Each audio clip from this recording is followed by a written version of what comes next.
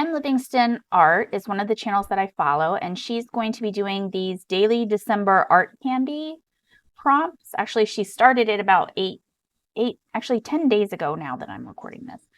And I'm just kind of going to follow along at my own pace and do my own thing with it, and I'll adapt the prompts if I want to.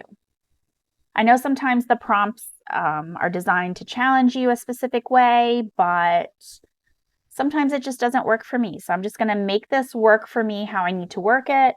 I may do more than one prompt a day. We'll see if I follow through on the whole thing.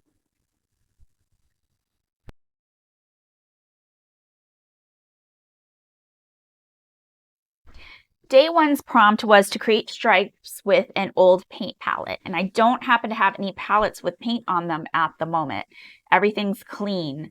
So I decided to use these mermaid markers by Jane Davenport. It had literally been several years since I have used them, and I thought it would be a good opportunity to break them out and try them again.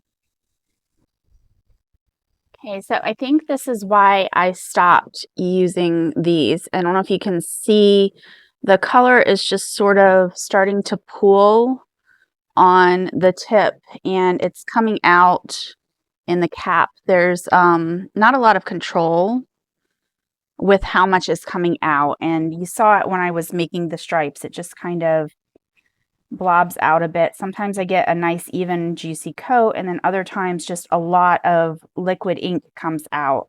So I think that's why I stopped using these. I've got ink all over my hands now. They ended up being kind of messy.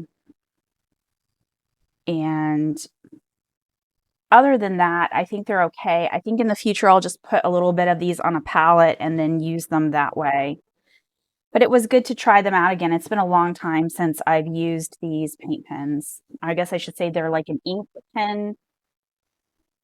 They are the mermaid markers. Doesn't really say what they're made from.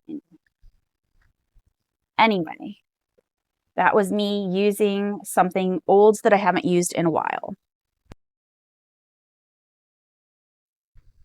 For day two, we were asked to make a gradient. So I already had a lot of the supplies out. I continued on during my experimentation with day one and just started playing with the ink and watercolor, diluting them with water to create different tones or hues of the paints that I had. And I played around a little bit with some of my Neocolor watercolor crayons.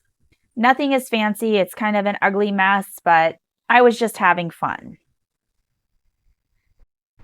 For day three, we were asked to document each day of December with a color. And I've done that kind of thing before with other projects where I documented the days by the temperature and things like that. And I know myself, I'm going to stop doing it. I'm not going to keep up with it. So instead, I had just watched a video where an artist was playing around with ink splats, and that's what I decided to do. I'm still working during the same time frame, the same day. I'm just doing multiple prompts during one sitting. And I just started playing around with the ink, and sometimes that's just what you need. Sometimes it just feels good to move stuff around on the page without having much of a plan or a process, just playing, watching the colors mix together, experimenting. It could end up being a hot mess. It's not going to look perfect, but you know what? It's just good for you mentally, and I encourage you to do it.